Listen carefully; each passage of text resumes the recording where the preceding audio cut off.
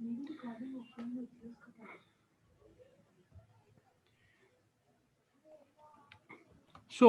these are the contents. First of all, we have abstract, then introduction, then literature review. So abstract जो है, that is your shortest and smartest summary of your whole work. ठीक है, उसके जो contents हैं उसमें सबसे पहले आपका आइडिया क्या है, उस आइडिया के ऊपर रिसर्च क्वेश्चंस क्या हैं, उसके ऊपर आपने काम कैसे करना है, कौन सा सॉफ्टवेयर यूज़ करना है, आपकी फाइंडिंग्स जो हैं वो क्या है, आपका रिसर्च गैप क्या है, और आपका इम्पोर्टेंस मतलब आपने कंट्रीब्यूशन क्या किया, ये सारी चीज़ें जो है वो अब हमने एब्स्ट्रैक्ट जो है उसमें इंक्लूड करने की कोशिश करते हैं। उसके बाद आ जाता है आपका इंट्रोडक्टरी पोर्शन। इंट्रोडक्टरी पोर्शन जो है, एब्स्ट्रैक्ट हो गया। After abstract we have introduction. Introduction के अंदर आप अपना जो अपना टॉपिक जो है उसे इनिशियली इंट्रोड्यूस करवाते हो, उसके बाद आप ये काम क्यों कर रहे हो, उसकी इम्पोर्टेंस जो है उसे एक्सप्लेन करते हो, बैकग्राउंड जो है वो डिस्कस करते हो टॉपिक की, उसके बाद रिसर्च क्वेश्चंस और रिसर्च ऑब्जेक्टिव्स जो है उनको डिस्कस करते हो, एंड देन उसके बाद आप इंट्रोडक्शन के अंदर टाइम लाइन देते हो कि आप प्लान फर्दर प्लान देते हो कि आप कैसे कैसे ये सारी एक्टिविटीज़ जो है वो परफॉर्म करोगे। एंड देन उसके बाद लिटरेचर रिव्यू का चैप्टर है। लिटरेचर रिव्यू जो है उसमें आप अपने टॉपिक से रेलिवेंट ओल्ड जी वो इंट्रोडक्शन, सर इंट्रोडक्शन में कौन कौन सी चीज होती है, एक दफा रिपीट कर दो। आगे नेक्स्ट स्लाइड में है, we have in next slides details हैं। ठीक है, तो अगर आप लिखने के पॉइंट ऑफ व्यू से पूछ रहे हो तो देन वो मैं आपको उधर सिर्फ स्मार्टली शॉर्ट समरी जो है वो दे रहा हूँ कि इनमें क्या क्या ओवरऑल चीज़ें होती हैं। ठीक है, तो abstract is smart summary. Introduction, उसमें अपना टॉपिक क्या है, उसकी बैकग्राउंड, उसकी इम्पोर्टेंस इस वक्त क्या है, ग्लोबली टॉपिक की इम्पोर्टेंस जो है वो क्या है, और आप उसमें क्या नया लेके आ रहे हैं, आपका कंट्रीब्यूशन जो है वो आप जो काम करना चाह रहे हैं उसकी वजह से क्या कंट्रीब्यूशन होगा लिटरेचर में, ये आप चीज़ें इंट्रोडक्शन में, और रिसर्च क्वेश्चंस एंड ऑब्जेक्टिव्स जो है वो आप अपने इंट्रोडक्शन के अंदर इंक्लूड करते हैं। देन लिटरेचर रिव्यू है। लिटरेचर रिव्यू आप पुराना लिटरेचर जो है रिगार्डिंग योर टॉपिक उसको प्रेजेंट करने की कोशिश करते हो, पुरानी स्टडीज़ ने किधर तक काम कर चुके हैं, ठीक है, और उसको अपने लिटरेचर रिव्यू के अंदर प्रेजेंट करते हो, और उनको आपस में डिफरेंशिएट करने की कोशिश करते हो। जिस तरह एक एवोल्यूशन होता है ना, एवोल्यूशन इज व्हाट के किस तरह से एक पर्सन इवॉल्व किया, किस तरह से एक टॉपिक इवॉल्व किया, उस तरह से हमने एवोल्यूशन स्टाइल के अंदर अपना लिटरेचर रिव्यू जो है वो लिखना होता है, किधर से बात शुरू हुई और किसने क्या एडिशन किया उस बात में, और कैसे कैसे ये बात बढ़ती बढ़ती किस लेवल तक पहुंच गई है, और अब आप जो काम कर रहे हैं वो उस लेवल से आगे कैसे लेके जाएगी इस टॉपिक को। This is basically literature review. Then उसके बाद मेथोडोलॉजी का चैप्टर है। मेथोडोलॉजी के चैप्टर के अंदर हम सिंपली अपना जो है वो सैंपल के मतलब बताते हैं, जो पिछला हमने देखा पहले के सैम्पलिंग कैसे करते हैं, हम सैंपल के मतलब बताते हैं, अपना मॉडल कौन सा यूज़ करेंगे, रिसर्च टेक्निक जो है वो कौन सी यूज़ करेंगे। ठीक है, ये सारी चीज़ें आपके मेथोडोलॉजी के चैप्टर में आती हैं। डाटा क्या होगा और डाटा किधर से इकट्ठा किया जाएगा। एंड देन नेक्स्ट स्टेज पे रिजल्ट्स का चैप्टर आता है। रिजल्ट्स का चैप्टर जो है उसमें क्या होता है कि आपने जो डाटा कलेक्ट किया था अपने मॉडल मेथोडोलॉजी वाले चैप्टर में, जो आपने बताया था कि मैं ये डाटा इकट्ठा करूंगा और ये मेरे वेरिएबल्स होंगे और ये मेरी स्टैटिस्टिकल टेक्निक होगी, and this would be my software जिसके बेसिस के ऊपर मैं एनालिसिस करूंगा, तो आपने ये काम रिजल्ट्स वाले चैप्टर में परफॉर्म करके टेबुलर फॉर्म में प्रेजेंट कर देने हैं। ठीक हो गया। अब आपके पास टेबुलर फॉर्म के अंदर अपना जो पीछे प्लान था, प्लान ऑफ एक्शन, उसके मुताबिक डाटा कलेक्ट करके आपने सॉफ्टवेयर में एंटर करके उसके ऊपर एनालिटिकल टेक्निक अप्लाई करके जो रिजल्ट्स निकले हैं वो रिजल्ट्स वाले चैप्टर में आपने टेबुलर फॉर्म में प्रेजेंट करने हैं, और उसके नीचे बता देना है कि इनका मतलब क्या। एंड देन आपके पास डिस्कशन वाला चैप्टर आ जाता है। Discussion, results and discussion normally एक ही चैप्टर कंसीडर किया जाता है, और इसको हम जो है वो दो हिस्सों में डिवाइड कर लेते हैं रिजल्ट्स एंड डिस्कशन वाले चैप्टर को, एक रिजल्ट्स का और दूसरा डिस्कशन का। अब ये रिजल्ट्स वाला जो पोर्शन है उसमें जस्ट हम बताते हैं कि हमारे रिजल्ट्स क्या आए हैं, और डिस्कशन वाले पोर्शन में हम अपने रिजल्ट्स को इंटीग्रेट करने की कोशिश करते हैं with the support of old literature. ठीक है, हम उसमें ये जस्टिफाई करने की कोशिश करते हैं कि हमारे जो रिजल्ट्स आए हैं इसकी जस्टिफिकेशन एग्जिस्ट करती है पुराने लिटरेचर के अंदर। सो इस वजह से हमने जो काम किया है दैट इज़ करेक्ट, और हमारे जो रिजल्ट्स आए हैं वो उसी सेट पैटर्न पे आए हैं जो कि इस टॉपिक के ऊपर पुरानी स्टडीज़ जो है वो करती रही हैं। ठीक हो गया। तो उसमें ऑब्वियसली आपकी एक आधी डायमेंशन जो है वो डिफरेंट होगी, तो हम उस डायमेंशन को भी इस तरह से जस्टिफाई करने की कोशिश करते हैं पुराने लिटरेचर की सपोर्ट से। ये डिस्कशन का पार्ट हो जाता है। And then we have conclusion. Conclusion में आप अगेन अपना सारा काम जो है उसको ए टू जी स्मार्टेस्ट वे में समराइज कर देते हो कि जनाब इधर से मैंने काम शुरू किया था, और ये चीज़ें सारी होती गई, आपके मेथोडोलॉजी वगैरह सारी आप उसमें शॉर्टेस्ट वे में एक्सप्लेन करोगे। उसके बाद अपने रिजल्ट्स को डिस्कस करोगे कि ये मेरे रिजल्ट्स आए, और उसमें शॉर्टेस्ट वे के अंदर आप बताओगे कि ये रिजल्ट्स जो है उसमें ये चीज़ हमें पता चलती है, ये कंट्रीब्यूशन है। और उसमें एक पोर्शन आप छोटा सा डाल देते हो फ्यूचर रिसर्च। फ्यूचर रिसर्च के लिए आपने डायरेक्शंस देनी होती हैं कि आपके बाद अगर कोई रिसर्चर इस टॉपिक पे काम करे तो उसको चाहिए कि वो इस टॉपिक की ये वाली डायमेंशन के ऊपर काम करे और इस तरह से काम करे। सो ये है फ्यूचर डायरेक्शंस। और एक पोर्शन होता है लिमिटेशंस का। लिमिटेशंस में आप ये बताते हो कि जनाब ये काम जो है वो मैं नहीं कर सका अपनी स्टडी के अंदर ड्यू टू सम रीजंस। वो रीजंस आप एक्सप्लेन कर देते हो कि जनाब मेरे काम के अंदर ये लिमिटेशंस थी जिन्होंने मुझे बाइंड किया, और मैं फुल एक्सटेंट में काम जो है वो नहीं कर सका। ठीक है, तो वो आप अपनी रीजंस जो है उन्हें बता देते हो। देन रेफरेंसेस का चैप्टर है, आखिर में रेफरेंसेस का पोर्शन है। ठीक है, उसमें आप जो भी काम आपने किसी का साइट किया है, किसी की चीज़ें, किसी के आर्गुमेंट्स जो है वो अपने पेपर में साइट किए हैं, उनके फुल रेफरेंसेस जो है वो आप इस पोर्शन में दे देते हो। एंड देन अपेंडिसेस के अंदर आप कुछ एडिशनल मटेरियल दे सकते हो, जैसे कि लेट्स से आप कराची स्टॉक एक्सचेंज की कंपनीज पे काम कर रहे हो तो उधर list of Karachi stock exchange 100 index की कंपनीज जो है वो दे सकते हैं। कुछ और एडिशनल चीज़ें जो आप समझते हो कि मेन कंटेंट, मेन जो आपका मैन्युस्क्रिप्ट है उसके अंदर देंगे तो वो एडिशनल इजाफी लगेंगी, या उसकी वजह से लेंथ जो है उधर ज़्यादा हो जाएगी, तो आप उस जगह पे मेंशन कर देते हो मेन पोर्शन में कि जनाब आखिर में अपेंडिक्स में ये चीज़ अवेलेबल है, अगर आप इंटरेस्टेड हो तो आप उसे जाके स्टडी कर। तो आप अपना जो मटेरियल है उसे रेलिवेंट करने के लिए अपेंडिसेस के अंदर कुछ एडिशनल चीज़ें जो है वो दे सकते हैं। अच्छा, सो ये एक समरीज थी इन सारे चैप्टर्स की। अब इनको वन बाय वन करके डिटेल में देख लेते हैं। सिर्फ पॉइंट्स वाइज हम उसको जो है वो चलेंगे। Abstract, what is your abstract? इसमें 4 शॉर्ट पैराग्राफ्स जो हैं वो आपने इंक्लूड करने होते हैं। हम इसको बाउंड नहीं कर रहे, लेकिन ये 4 चीज़ें ज़रूर आपके इस एब्स्ट्रैक्ट के ओवरऑल पोर्शन के अंदर होनी चाहिए। 4 क्वेश्चंस के आंसर आपने करने हैं। सबसे पहले, what were my research questions and why were they important? आपके रिसर्च क्वेश्चंस क्या थे और क्यों इम्पोर्टेंट थे? इसका आंसर आपने शुरू की 2-3 लाइंस, 4 लाइंस के अंदर जो है वो आपने देना है कि क्या काम करना चाह रहे हैं आप और वो क्यों इम्पोर्टेंट है। ठीक है, रिसर्च क्वेश्चन जो है वो या रिसर्च ऑब्जेक्टिव जो है वो बेसिकली यही होता है ना कि आप क्या काम करना चाह रहे हैं। एंड देन उसके बाद सेकंड पैराग्राफ जो है that would be regarding how did I go about answering the research questions. आपने उनको कैसे आंसर करना है, मतलब मेथोडोलॉजी वाला पोर्शन कि डाटा क्या होगा, कितने सालों का होगा, किधर से कलेक्ट करेंगे, स्टैटिस्टिकल टेक्निक कौन सी अप्लाई करनी है आपने, स्टैटिस्टिकल टेक्निक जो है वो किस सॉफ्टवेयर से अप्लाई करेंगे। ठीक है, ये सारी चीज़ें सेकंड पैराग्राफ के अंदर आ जाएंगी। How did I go about answering the research questions. Third thing, what did I find out in response to these questions. आपके रिजल्ट्स क्या निकले। ठीक है, ये आपका चौथा पैराग्राफ होगा।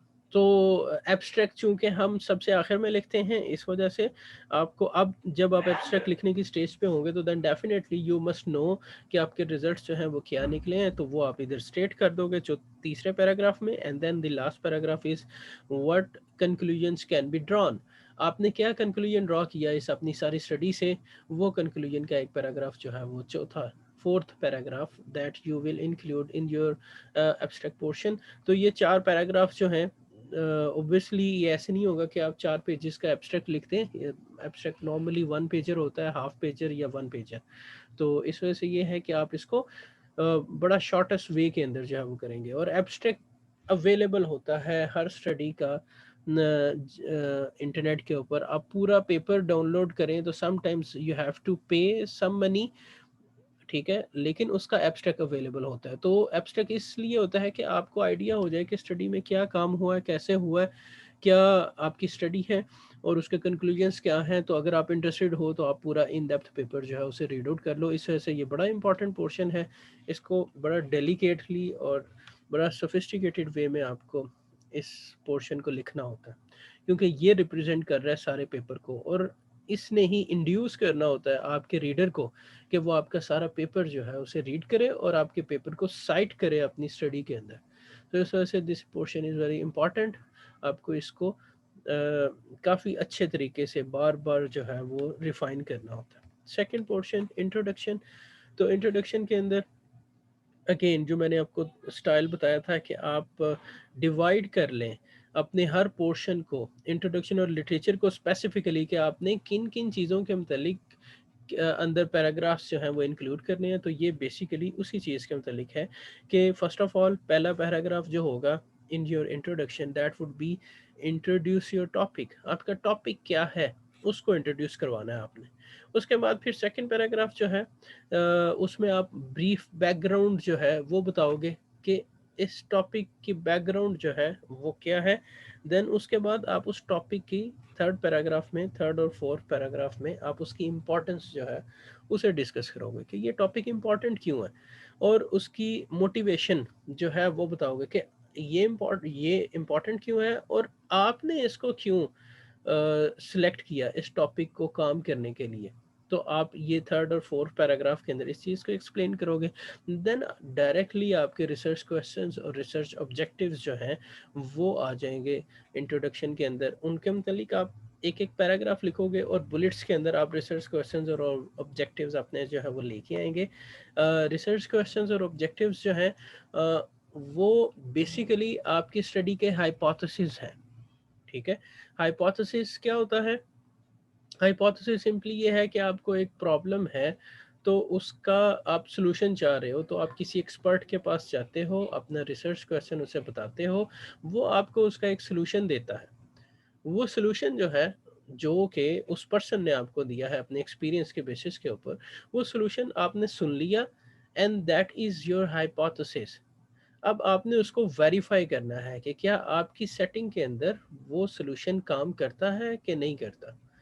So we can define your hypothesis as the unverified solution of your research question is basically the hypothesis. और आप अपनी सारी स्टडी कंप्लीट करने के बाद आपके जब रिजल्ट्स निकलते हैं तो यू कैन एक्सेप्ट और रिजेक्ट योर हाइपोथेसिस, ठीक है।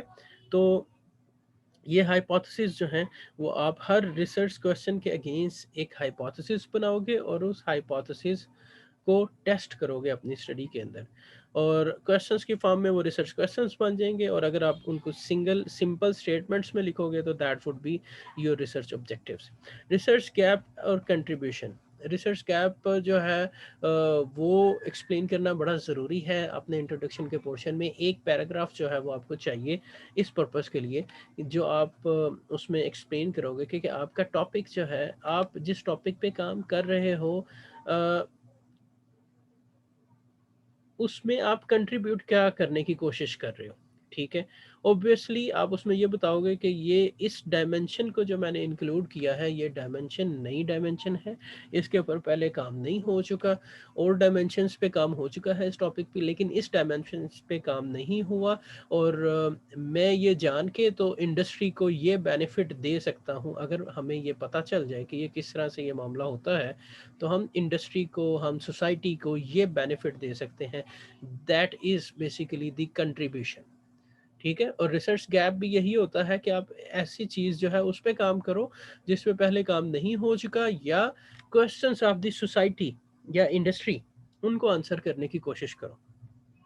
तो दिस इज रिसर्च कैप, एक पैराग्राफ इसके ऊपर होगा और उसके बाद फिर आप गाइड करोगे स्टोरी लाइन की कि जनाब नेक्स्ट चैप्टर जो है that would be regarding your literature review, then methodology का चैप्टर है, रिजल्ट्स और डिस्कशन का चैप्टर है, एंड देन आखिर में कंक्लूजन है।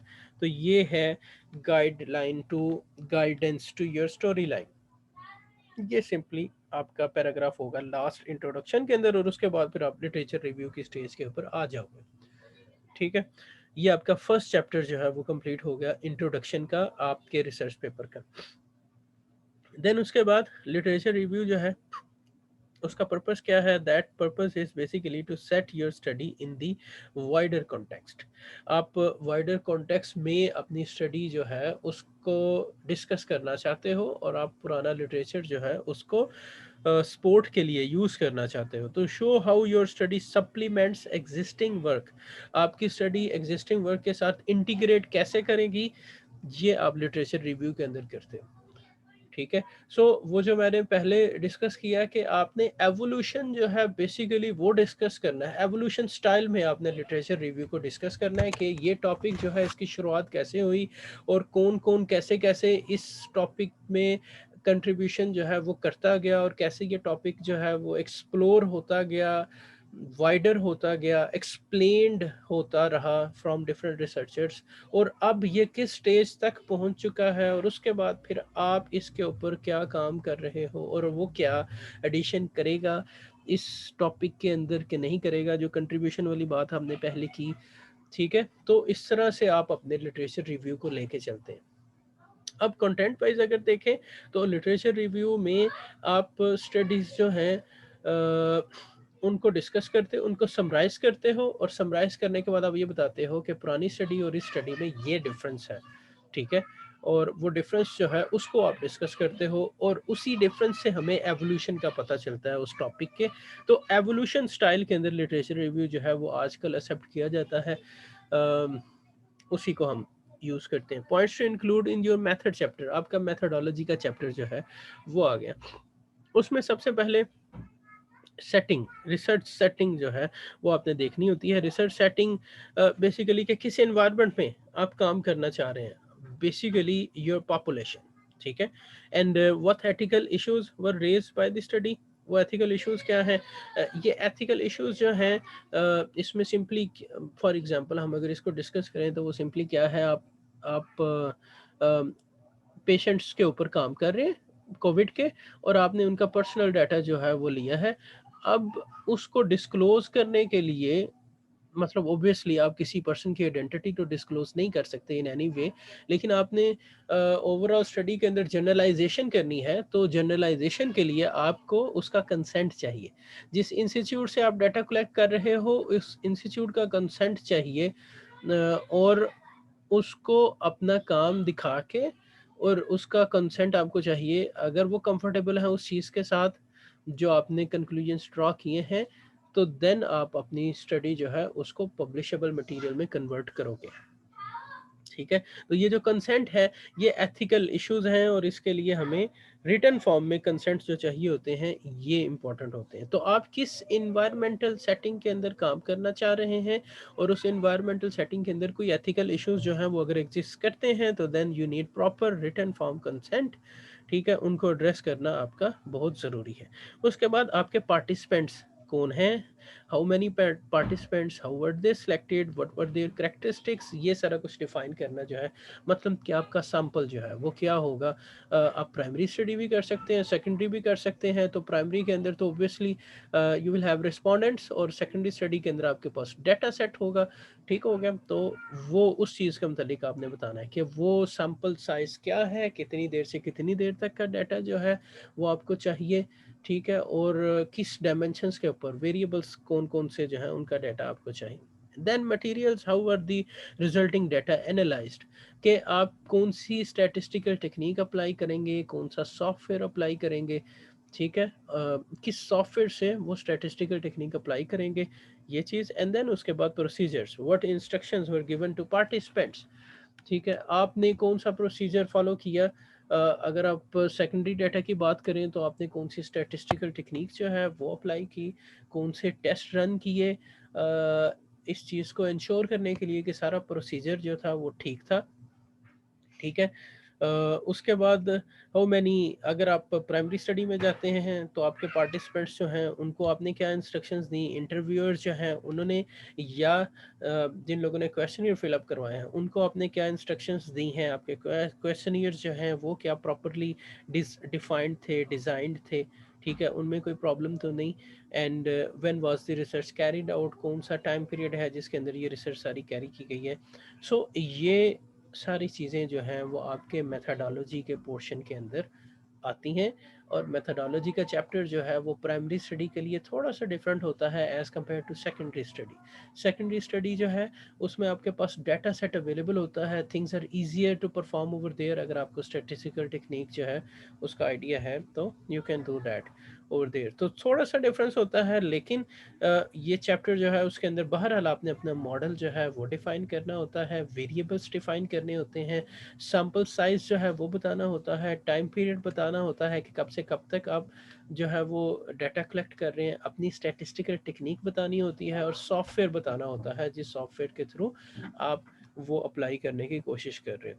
तो ये ओवरऑल मेथडोलॉजी के चैप्टर की अगर बात करें तो ये चीज़ें एग्जिस्ट करती हैं, और प्राइमरी और सेकेंडरी दोनों में ये दोनों काम आपने परफॉर्म करने होते हैं।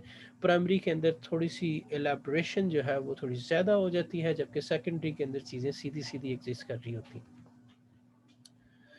Then we have results chapter. अब रिजल्ट चैप्टर में क्या होता है, in this chapter we have to report the facts your research discovered. आपके डाटा के ऊपर जो एनालिसिस रन किया है उसके रिजल्ट्स टेबुलर फॉर्म में हम इधर प्रेजेंट कर देते हैं। तो those are the facts which you basically discovered in your research setting, and then you have to support the facts with quotes from participants. Obviously इसमें फिर हमें थोड़ा सा बैकग्राउंड जो है वो भी चाहिए होता है। सो आप क्या करते हो, जो रिजल्ट्स आते हैं उनको एक्सप्लेन कर देते हो एज इट इज़ कि जनाब ये जो नंबर्स हैं इसका मतलब ये है। आपके टेबल के अंदर जो नंबर्स हैं उनका मतलब क्या है वो आप एक्सप्लेन करते हो इनिशियली। देन उसके बाद डिस्कशन का पोर्शन आ जाता है आपके रिजल्ट्स एंड डिस्कशन के चैप्टर में। उसमें क्या करते हो, टू इंटरप्रेट, उसका पर्पस क्या है, to interpret results and relate the findings to the original research goals and objectives. तो आप फिर डिस्कशन वाले चैप्टर में अपने जो हाइपोथेसिस जो शुरू में इंट्रोडक्शन के पोर्शन में जो आपने एक्सप्लेन किए थे, जो रिसर्च क्वेश्चंस थे, जो हाइपोथेसिस थे, उनको एक्सेप्ट या रिजेक्ट करते हो डिस्कशन वाले चैप्टर में। ये काम करके अगर आपने एक्सेप्ट किए हैं तो आपको जस्टिफिकेशन, लिटरली जस्टिफिकेशन जो है वो आपको चाहिए होती है।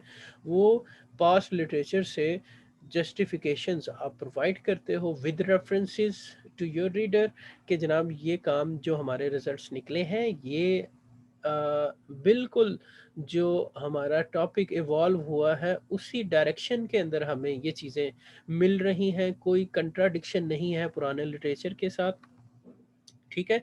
तो ये काम आप इंटीग्रेशन कर रहे होते हो अपने रिजल्ट्स की पिछले लिटरेचर के साथ, और जस्टिफिकेशंस प्रोवाइड करते हो पिछले लिटरेचर से अपने टॉपिक को।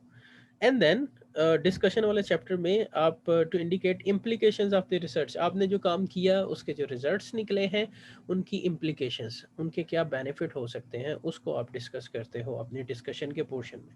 सो results and discussion, tabular form में एनालिसिस करके आपके रिजल्ट्स निकले, उनकी इंटरप्रिटेशन की, इंटरप्रिटेशन के साथ उनको फिर इंटीग्रेट किया पुराने लिटरेचर के साथ, और जो आपके रिजल्ट्स हैं उनका बेनिफिट क्या होगा वो आपने एक्सप्लेन करना है इस पूरे चैप्टर में, which is regarding results and discussion.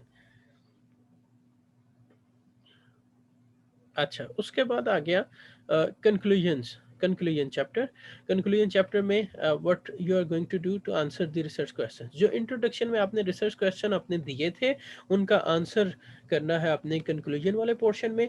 To meet the research objectives, किस तरह से आपने रिसर्च ऑब्जेक्टिव्स मीट किए, इनको कंक्लूजन वाले चैप्टर में आप बताओगे। टू कंसीडर द फाइंडिंग्स, अपनी फाइंडिंग्स को कंसीडर करते हुए आप जो है वो अपने ऑब्जेक्टिव्स और रिसर्च क्वेश्चंस जो है उनके आंसर करने की कोशिश करोगे। To present any contributions to the topic displayed in the literature, आपकी तरफ से किया हुआ कंट्रीब्यूशन जो है और उसकी सपोर्ट लिटरेचर से, ठीक है, वो आपने इस कंक्लूजन वाले पोर्शन में एक्सप्लेन करनी है, to reflect on any implications for future research. और कंक्लूजन वाले चैप्टर में आपने ये भी बताना है कि फ्यूचर रिसर्च अगर कोई करना चाहता है तो वो इन लाइंस के ऊपर वो आपने डायमेंशंस जो है वो एक्सप्लेन करनी है, इधर फ्यूचर डायरेक्शन देनी है प्रोस्पेक्टिव रिसर्चर्स को कि वो किन लाइंस के ऊपर अगर इस टॉपिक पे काम करना चाहें तो कर सकते हैं। And then we will have definitely one portion that would be regarding limitations. तो लिमिटेशंस वाले पोर्शन के अंदर आप जो है वो एक्सप्लेन करोगे कि आप क्या चीज़ें नहीं कर सके किन वजूहात की वजह से। सो ये आपका कंक्लूजन वाला चैप्टर हो गया।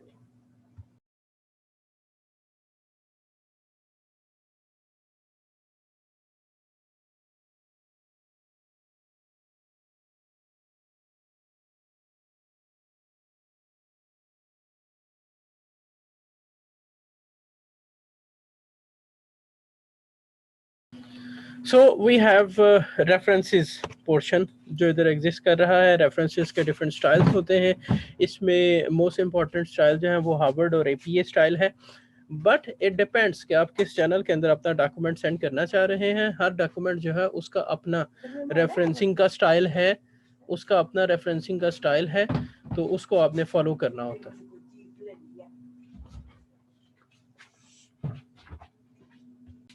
इट डिपेंड्स कि आप किस चैनल के अंदर अपना डॉक्यूमेंट भेज रहे हैं, उसमें कौन सा स्टाइल चैनल ने आपसे डिमांड किया है। अब इसका बेहतरीन सोल्यूशन ये होता है कि आप एंड नोट सॉफ्टवेयर यूज़ करें। एंड नोट सॉफ्टवेयर जो है वो यूज़ होता है for referencing point of view. और जब आपने सॉफ्टवेयर के थ्रू एंड नोट सॉफ्टवेयर के थ्रू एंटर किए होंगे रेफरेंसेस, तो देन उसमें ये है कि on one click you can change referencing style. ठीक है, तो जिस चैनल को बेच रहे हैं उसका जो भी स्टाइल है वो आप एंड नोट से ऑन वन क्लिक अब सारे डॉक्यूमेंट के रेफरेंसेस जो है उनको कन्वर्ट कर सकते हैं। सो आपका टाइम जो है वो काफ़ी बच जाएगा उस सिनेरियो के अंदर। In references we have to cite all the sources referred in the text. जो आपने टेक्स्ट के अंदर इन टेक्स्ट साइटेशंस की हैं उन सब के रेफरेंसेस जो हैं वो आखिर में कंप्लीट फुल फ्लैज फॉर्म में आपको चाहिए होते हैं। Check all the citations to prevent plagiarism. ये काम हम इस वजह से भी करते हैं कि हमें प्लेजरिज्म को अवॉइड करना होता है। ठीक है, तो आपने किसी का काम जो है, किसी का ओपिनियन जो है वो अपने ओपिनियन की तरह प्रेजेंट नहीं करना, आपने उसको रेफर करना है, उसको साइट करना है कि ये इस पर्सन का ओपिनियन है but I agree that is why you have included in your document. And then you have appendices portion, include only essential supporting material.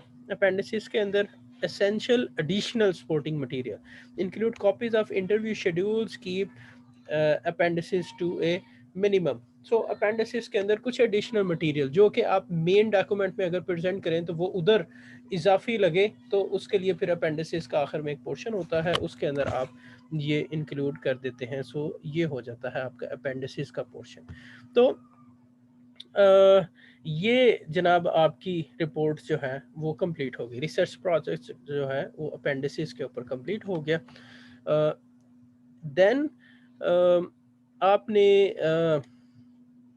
अपना काम जो है वो कैसे ऑर्गेनाइज करना है, उसके लिए ज़रूरी है कि सबसे पहले we must have a title.